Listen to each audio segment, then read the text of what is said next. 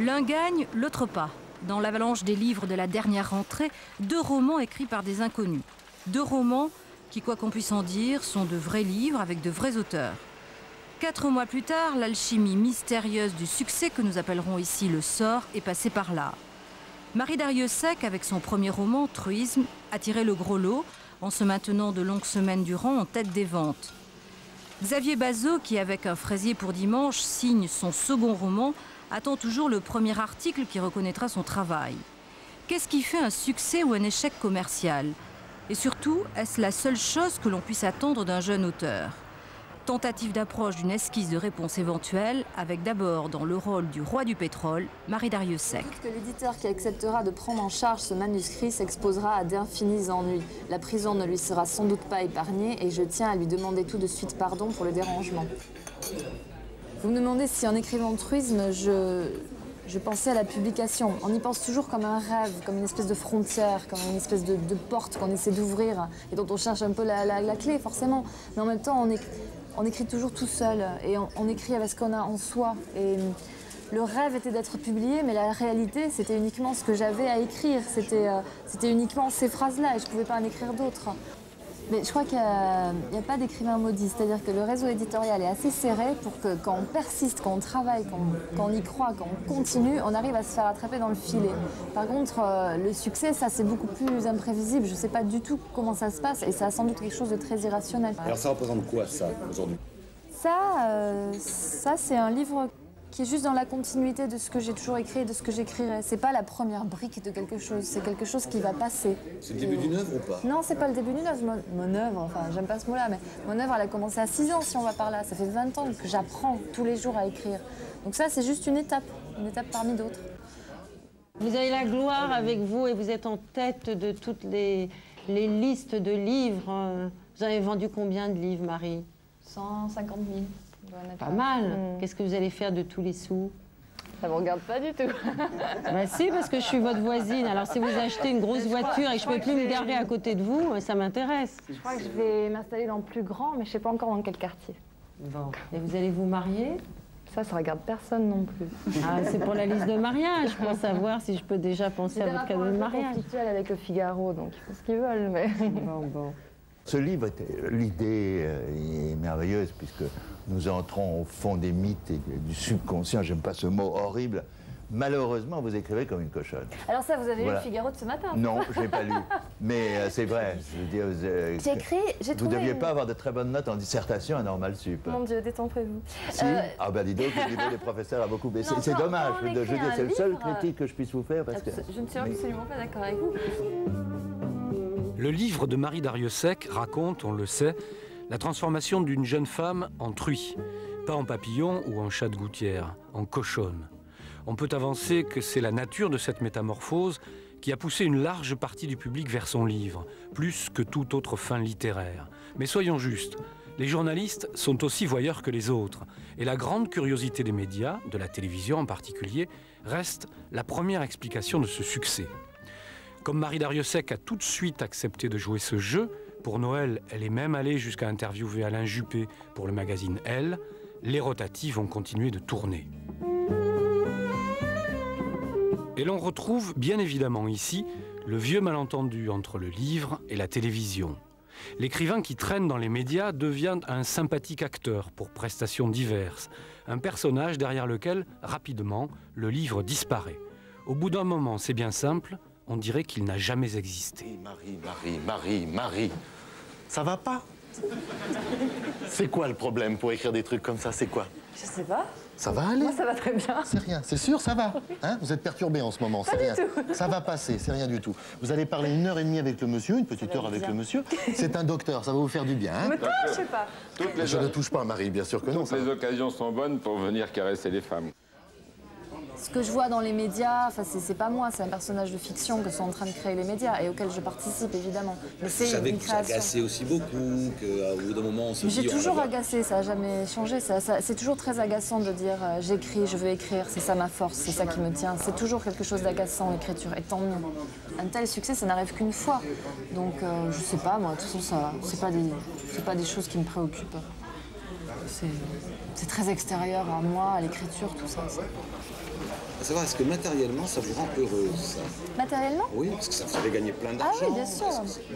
Ah oui, c'est sûr que le succès de Tourisme va m'apporter ce qui était totalement inattendu à mon âge, c'est-à-dire assez d'argent pour, par exemple, acheter un appartement. Et ça, c'est formidable pour écrire. Vous en achetez 4 appartements. Non, il ne faut pas exagérer quand même.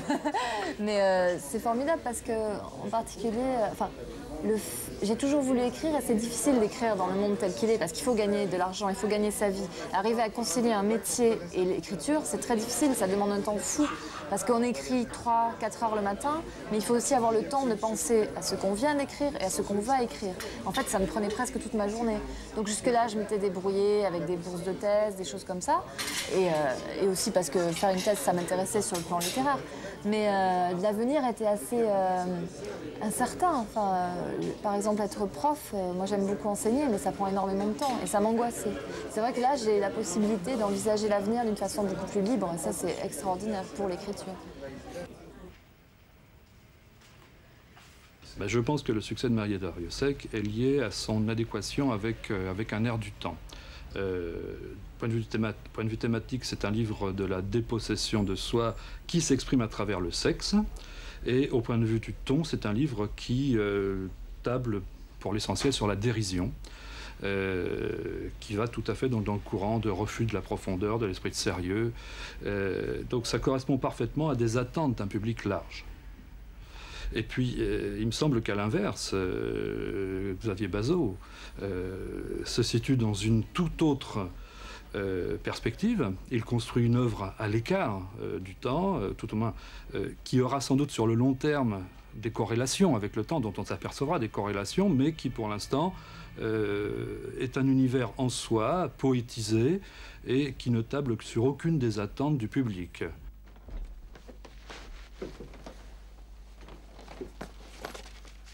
Un si gros manuscrit pour un si petit livre? Ah oui, oui. Je travaille beaucoup chaque phrase et puis alors je remets au propre chaque fois, ce qui donne un résultat assez volumineux. Je travaille à la main et sur le papier pelure, qui donne une certaine moelleur lorsque j'écris.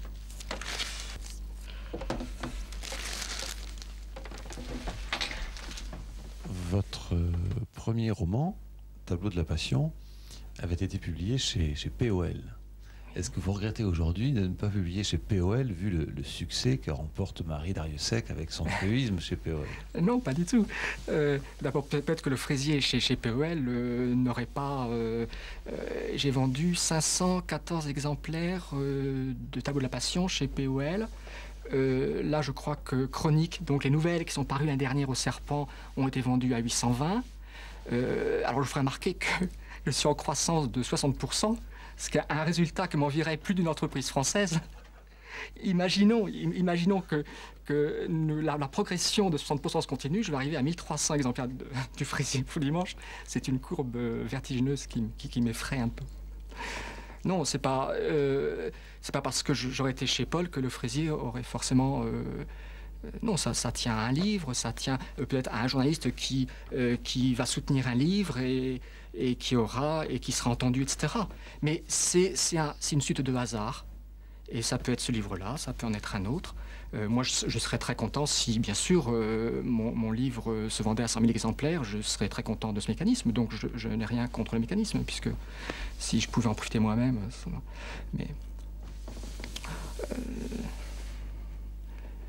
Mais la réalité des écrivains n'est pas ça, quand même. Voilà. Il n'est pas très important, finalement, qu'on vienne vous filmer, alors? Ah si, bien sûr. C'est important que vous veniez me filmer. Mais ça peut arriver sur ce livre-là, ça aurait pu arriver dans 10 ans, ça peut arriver... Vous voyez, c'est pas... On n'est pas en train d'attendre. Les écrivains qui, pour moi, sont un peu mes modèles, quand même. Bon, si on parle d'Arnaud Schmitt ou de Carlo Emilio Gadda, ou je ne sais pas quand c'est arrivé, quand les gens sont intéressés à eux. Mais c'est un processus long. Il faut prendre son temps, on a le temps. Et puis un jour ou l'autre, il y a rencontre. Vous rêvez de vendre autant de livres? Non, c'est pas ça que je rêve. Je rêve, par exemple, d'être capable un jour d'écrire un bon roman de 500 pages. voyez, je passe à des textes, j'écris des nouvelles. Pourquoi? Je ne suis pas novelliste, mais parce qu'à l'époque, quand j'avais, au bout de 4 pages, j'avais dit ce que j'avais à dire. Et puis avec l'âge venant, il y a des connexions qui se font entre les événements que l'on vit, entre les personnes que l'on rencontre, et on fait des textes plus longs. Et là, actuellement, je tourne autour des textes de 100 pages. Mais mon souhait, c'est de laisser des livres qui se tiennent entre eux, d'abord. Et puis ensuite, j'aimerais bien un jour être capable d'écrire un roman dense de 500 pages.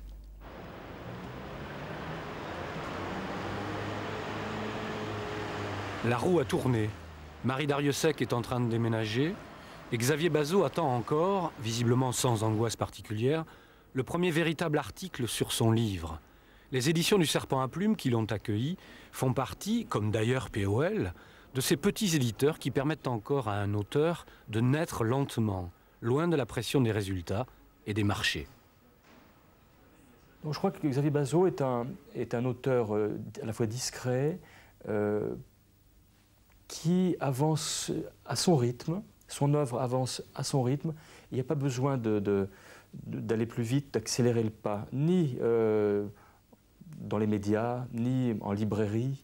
Les choses avancent progressivement et je suis très persuadé, c'est ça peut-être le plus important en fait, qu'on va parler de Xavier Bazot encore et encore dans les années à venir. À vrai dire, si on devait avoir de l'amertume chaque fois qu'un livre n'entre pas dans la liste des best-sellers, je trouve que le métier serait impossible.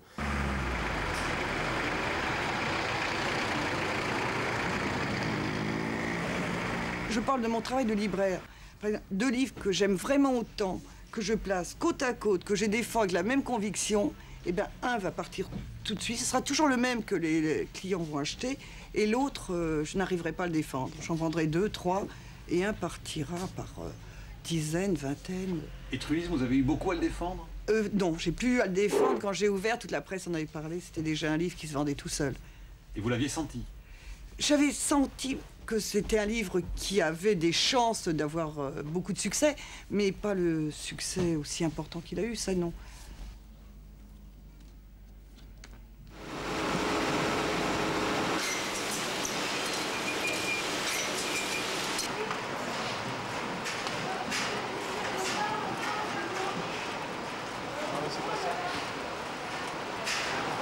Et ça nous rend extrêmement heureux. On est euphorique, la maison d'édition va bien, on est content. Tous les matins, Paul Chokowski, Laurence et moi, on regarde les chiffres de vente. Il y en a à chaque fois plus de 1000 exemplaires vendus dans la nuit. C'est très très agréable. Vous imaginez une maison d'édition quand même assez modeste et arriver à 173 000 exemplaires, c'est fantastique. Mais ça veut dire que vous changez de métier un peu? Vous devenez boursicoteur ou... Non, pas du tout. Je crois qu'on reste les mêmes. Ça nous permet de continuer à faire de l'édition. Ça va nous permettre de continuer à publier des livres. Des livres de poésie, des livres difficiles, des livres exigeants toujours. Et le succès est arrivé à un bon moment, un moment où on avait des difficultés, comme toujours. Là, on a plutôt payé les dettes, comblé les ornières du petit chemin de terre qu'on a derrière nous. Ça ne goudronne pas la route et le vent, mais ça nous permet de continuer. Ça nous encourage. Est-ce que ça fait des jaloux chez les autres maisons d'édition? Ça fait beaucoup de jaloux.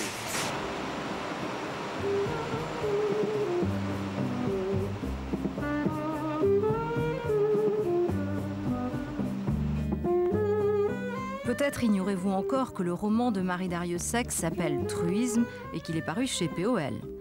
Comme ce tableau de la Passion que Xavier Bazot dressa en 1990 pour 514 lecteurs. Il trouva ensuite, au Serpent à Plumes, sa nouvelle maison pour des textes courts publiés dans la revue du même nom et dont 2 furent à l'automne de 95 repris dans ce recueil, Chronique du cirque dans le désert. Enfin, Un fraisier pour dimanche, paru en septembre dernier, n'a pas encore trouvé les lecteurs qu'il mérite. Dites, si on peut se permettre, ça vous dérangerait beaucoup d'y jeter un petit coup d'œil ?